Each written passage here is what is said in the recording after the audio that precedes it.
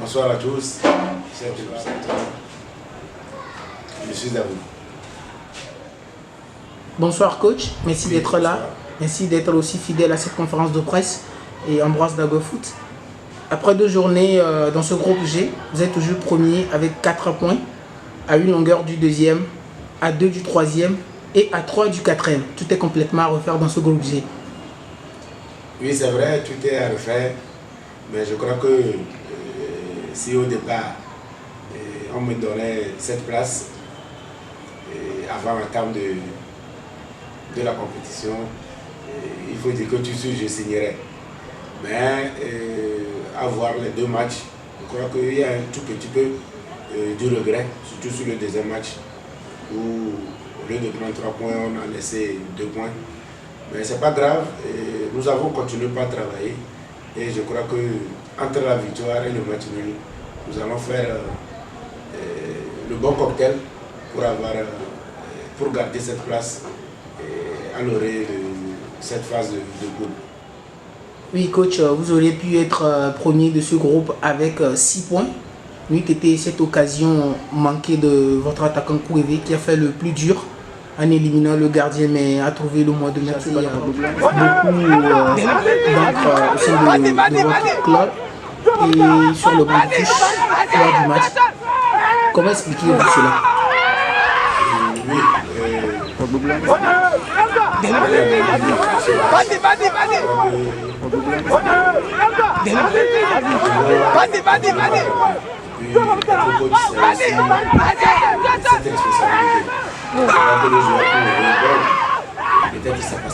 Lors de la deuxième journée, on a vu un Aspoto différent par rapport à la première journée. Aspoto qui a déroulé, qui a produit du jeu, qui a créé des occasions, qui a été très dangereux devant.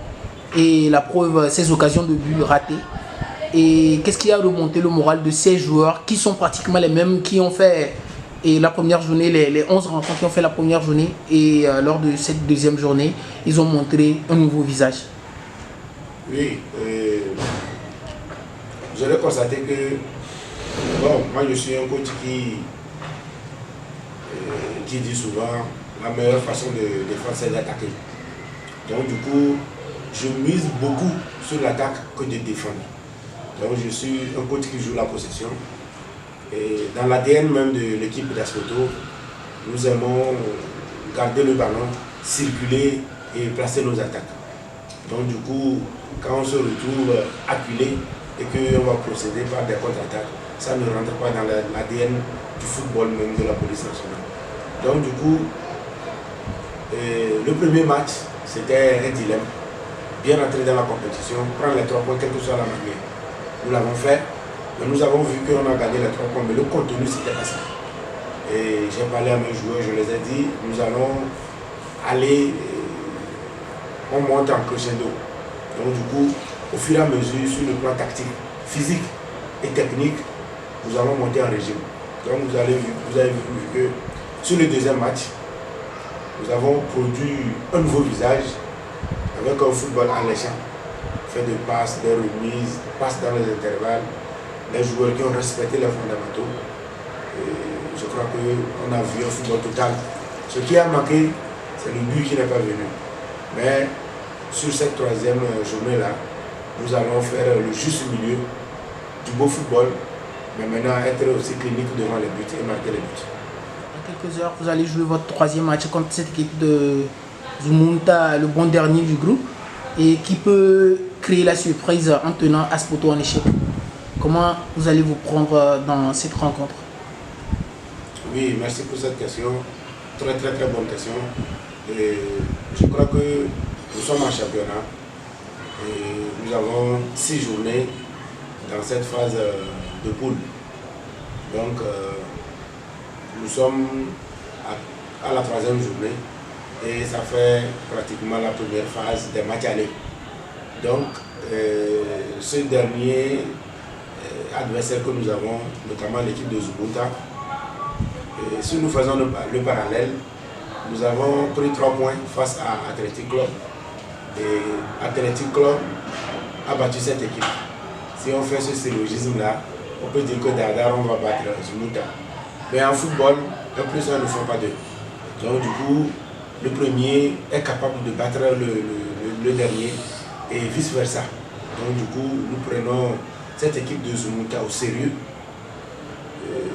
Je l'ai rappelé encore à mes joueurs lors du dernier entraînement pour leur dire que pour aller au bout de cet adversaire, il faut le respecter et jouer sur nos valeurs. En fin de rencontre, on a vu le président qui n'arrivait pas à tenir debout et parce qu'il y avait tellement d'occasions, tellement de gâchis, des occasions qui gesticulaient et en fin de match quand même, il a fait un petit discours à l'équipe. Et qu'est-ce qu'il a dit? Oui, comme je le disais, beaucoup de nos joueurs sont partis dans les clubs de première, deuxième, troisième division de compétition, regorge beaucoup de jeunes chez nous. C'est une équipe très jeune. Il y en a qui n'ont jamais fait le championnat. Donc du coup, le message, mon message, comme le message du président du club, c'est de donner confiance, de prendre plaisir et galvaniser les joueurs à se surpasser et à donner le meilleur d'eux-mêmes. Donc ce message-là, les joueurs l'ont pris à bras le corps de faire plaisir à la police nationale. Okay. Oui, coach, ce soir, en cas de victoire, vous serez premier avec 7 points. Et face à cette équipe de Zumuta, attention à ne pas tomber dans le jeu de cet adversaire. Oui, cette équipe de Zumuta, c'est vrai. Ok, je disais, effectivement, cette équipe de Zumuta, elle est bonne derrière, c'est vrai, mais comme le message que j'ai porté à mes joueurs aujourd'hui et à tout le staff de la police nationale, on n'aura pas droit à l'erreur. Nous avons nos cartes à main, c'est vrai, mais nous devons jouer sur nos valeurs et ne pas tomber dans le jeu de l'adversaire, comme tu l'as dit, ne pas tomber dans l'euphorie. Rien à jouer, parce que c'est la première phase. On a encore, ce sont des matchs en aller-retour. La deuxième phase va consister à jouer des matchs retour. Donc du coup, on doit finir sur une bonne lancée, finir avec 7 points et maintenant, dans la deuxième phase, et aller chercher des points pour être sûr de finir leader et d'aller au prochain tour. Ok, merci coach et bon match. Merci, au plaisir.